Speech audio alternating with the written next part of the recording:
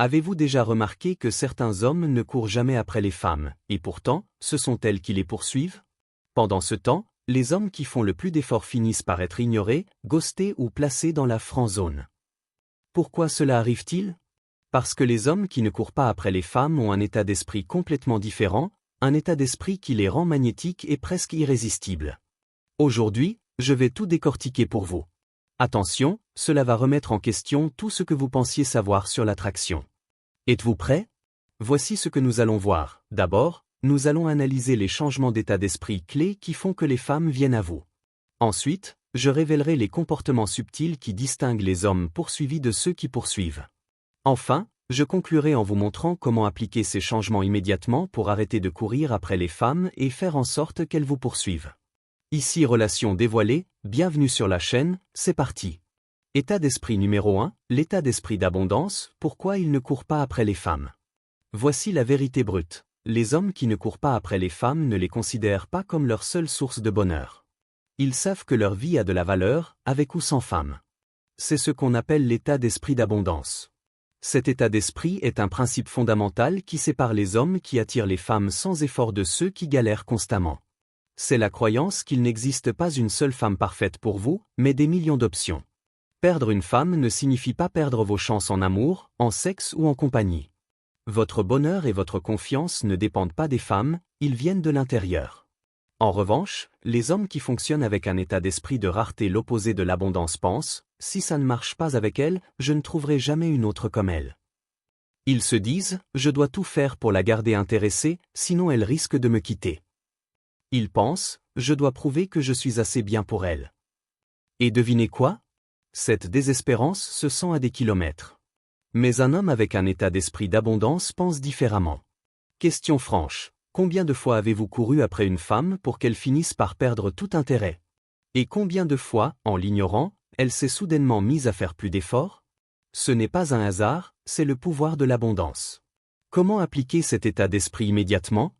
1. Commencez à vivre comme si vous aviez des options, même si ce n'est pas encore le cas. Comportez-vous comme un homme qui sait qu'il peut s'en aller si une femme ne montre pas d'intérêt. 2. Concentrez-vous sur votre propre amélioration. Allez à la salle de sport, développez votre carrière, élargissez votre cercle social.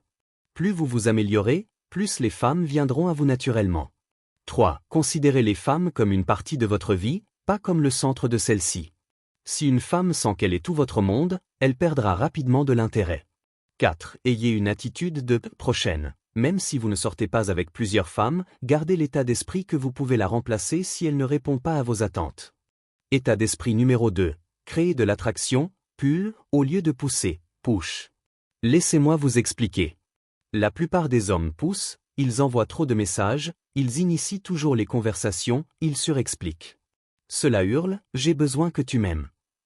Pendant ce temps, les hommes qui ne courent pas après les femmes créent ce qu'on appelle de l'attraction, ou pull. Écoutez, les hommes qui poussent sont ceux que les femmes ignorent, manipulent ou mettent dans la friendzone, car ils sont trop prévisibles et trop disponibles. Quand un homme initie constamment, mais plus d'efforts que la femme, elle ressent moins d'attraction et plus de contrôle. Elle sait qu'elle l'a déjà, donc elle n'a pas besoin de le poursuivre ou d'investir émotionnellement. Un exemple classique. Vous rencontrez une femme, vous lui envoyez des messages tous les jours, vous proposez toujours des plans. Elle commence à répondre plus tard, avec moins d'énergie, jusqu'à ce qu'elle vous ghoste. Qu'est-ce qui s'est passé? Vous ne lui avez donné rien à poursuivre. La bonne façon de faire, c'est de créer de l'attraction. Cela implique de susciter de l'intrigue, du mystère, de la curiosité, en la laissant venir à vous au lieu de forcer l'attraction. Soyez assez confiant pour la laisser se questionner à votre sujet. Petite question. Sur qui les femmes fantasment-elles le plus? Le mec qui répond immédiatement à chaque message, ou celui qui les fait se demander ce qu'il fait? Vous connaissez la réponse. Les hommes qui créent de l'attraction font les choses différemment. 1. Ils laissent les femmes investir en premier. Si elles envoient un message, ils prennent leur temps pour répondre. Si elles proposent un rendez-vous, ils vérifient leur emploi du temps. Si elles montrent de l'intérêt, ils le rendent, mais jamais plus qu'elles. 2. Ils créent de la tension au lieu de surexpliquer. Au lieu de dire « je t'aime vraiment, j'ai hâte de te revoir », ils disent « j'ai passé un bon moment, peut-être que je te laisserai me revoir ». Ça inverse les rôles. Maintenant, elle se demande si elle a mérité un autre rendez-vous. 3. Ils disparaissent au bon moment. Pas de texto constant, Pas de quémandage d'attention.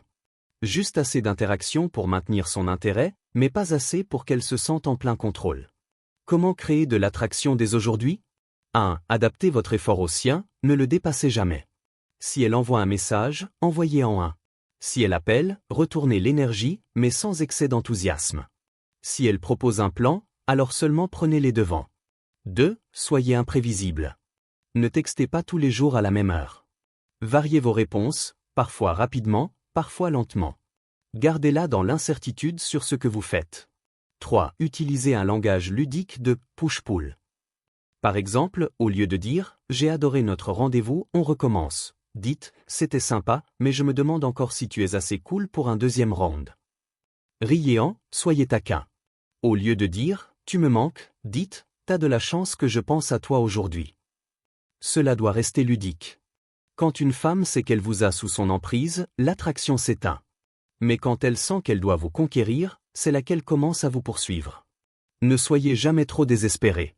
État d'esprit numéro 3, leur temps est précieux, et les femmes le ressentent. Les hommes qui ne courent pas après les femmes ne passent pas leur temps à attendre leur message ou à se demander ce qu'elles font. La vérité, c'est qu'ils sont trop occupés à vivre leur vie, une vie dont les femmes veulent faire partie. Soyons clairs, les femmes sont attirées par les hommes qui se respectent, et l'une des meilleures façons de montrer du respect pour soi-même est de valoriser son temps. Les hommes qui courent après les femmes réorganisent leur emploi du temps pour les voir, répondent immédiatement à leurs messages, sont toujours disponibles quand elles veulent se rencontrer. Ils attendent, espérant qu'elle les choisira. Les hommes qui ne courent pas après les femmes priorisent leur travail, leur forme physique, leurs objectifs, plutôt que la validation d'une femme. Ils ne sont pas toujours disponibles, pas pour jouer, mais parce qu'ils sont réellement occupés à vivre, à progresser. Ils font en sorte que les femmes travaillent pour obtenir leur temps, car ils savent qu'il est limité. Soyez honnête, si elle vous appelait maintenant pour un rendez-vous, annuleriez-vous vos plans? Si la réponse est oui, vous êtes trop disponible. Souvenez-vous de ça. Les femmes testent la valeur que vous accordez à votre temps. Voici quelques tests courants et comment les hommes peu confiants échouent. 1. Elle vous texte tard le soir, et quoi de neuf? Le mec peu confiant répond immédiatement, pas grand-chose, tu veux sortir? Échec. Vous êtes trop disponible. L'homme de valeur répond plus tard, peut-être le matin, j'ai vu ton message ce matin, j'espère que tu t'es amusé hier soir. 2. Elle annule un plan à la dernière minute et dit, on reprogrammera. Le mec peu confiant répond, pas de souci, dis-moi quand t'es libre. Elle sait maintenant que vous l'attendez. L'homme de valeur dit, pas de souci, mais je ne fais pas d'annulation de dernière minute. Contacte-moi quand tu veux vraiment planifier quelque chose. 3. Elle envoie des messages secs, sans effort. Le mec peu confiant continue d'essayer, envoie plusieurs messages. L'homme de valeur arrête de répondre, car il se concentre sur de meilleures conversations ailleurs. Vous comprenez? Les femmes respectent les hommes qui se respectent. Comment montrer que votre temps est précieux sans le dire? En attendant, l'homme qui valorise son temps gagne toujours. Moins vous courez après, plus les femmes vous poursuivent. Plus vous êtes occupé, plus vous devenez attirant. Plus vous valorisez votre temps, plus vous inspirez le respect. La prochaine fois que vous attendez un message d'une femme, demandez-vous, qu'est-ce que je pourrais faire maintenant pour améliorer ma vie? État d'esprit numéro 4, il dégage des vibes de haut statut sans dire un mot. Pensez aux hommes les plus puissants de l'histoire. Ont-ils couru après les femmes? Probablement pas. Ce sont les femmes qui les poursuivaient. Qu'est-ce que les vibes de haut statut?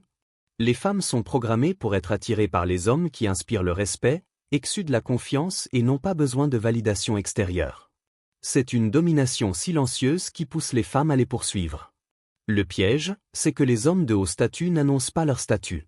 Les hommes de bas statut, eux, et c'est trop fort. Ils se vantent de leur argent, de leur voiture, de leur réussite pour impressionner. Ils surcompensent en jouant les alphas ou les durs. Ils essaient désespérément de prouver leur valeur. Les vrais hommes de haut statut n'ont pas besoin d'essayer. Ils se déplacent avec confiance, ne courent pas après la validation, et laissent les femmes découvrir leur valeur par elles-mêmes. Pensez à l'homme le plus magnétique que vous connaissez. Se vante-t-il ou se comporte-t-il simplement d'une manière qui impose le respect? Voici les 5 signaux silencieux des hommes de haut statut. 1. Une présence détendue et contrôlée, la prochaine fois que vous entrez dans une pièce, occupez l'espace. Gardez une posture droite, les épaules détendues, les mouvements contrôlés. Ça renforce votre aura. 2. Ils ne surréagissent pas aux femmes. quand une femme s'éloigne ou teste avec du drame, ils restent impassibles. Ils ne laissent pas leurs émotions dicter leurs actions. 3. Ils imposent le ton de l'interaction, ils ne changent pas leur personnalité pour plaire. Ils dictent l'ambiance de la conversation, plutôt que de suivre celle des autres. Leur seule présence a de la valeur. 4. Ils dirigent, ils ne suivent pas. Les femmes sont attirées par les leaders, pas par ceux qui demandent « Qu'est-ce que tu veux faire ?» Les hommes de haut statut prennent des décisions et s'attendent à ce qu'on les suive. 5. Ils gardent une part de mystère, ils ne dévoilent pas leurs sentiments trop tôt. Ils laissent les femmes se questionner à leur sujet, plutôt que de tout mettre sur la table. Moins vous révélez au début, plus elle pensera à vous en votre absence. Si vous manquez de confiance, j'ai une solution pour vous. Découvrez mon cours 30 jours pour gagner en confiance. Le lien est dans la description de la vidéo. Vous ne serez pas déçus, 30 jours de conseils concrets pour booster votre confiance. Pensée finale. Les hommes de haut statut sont choisis, pas des poursuivants. Les hommes qui dégagent une domination silencieuse ne courent jamais après les femmes, ils attirent naturellement. Si vous ne retenez qu'une chose de cette vidéo, c'est ceci: leur confiance, leur contrôle et leur estime de soi font que les femmes recherchent leur attention. Ils n'exigent pas le respect, ils se comportent d'une manière qui le gagne naturellement. La prochaine fois que vous interagissez avec une femme, demandez-vous, est-ce que j'agis avec confiance et respect de moi-même, ou est-ce que j'agis comme si j'avais besoin de son approbation? Avant de partir, laissez un commentaire. Quelle est la chose que vous allez arrêter de faire avec les femmes? Parlons-en. Cliquez sur le bouton d'abonnement pour plus de vérités brutes sur les rencontres. À la prochaine, ici Relations dévoilées, à bientôt.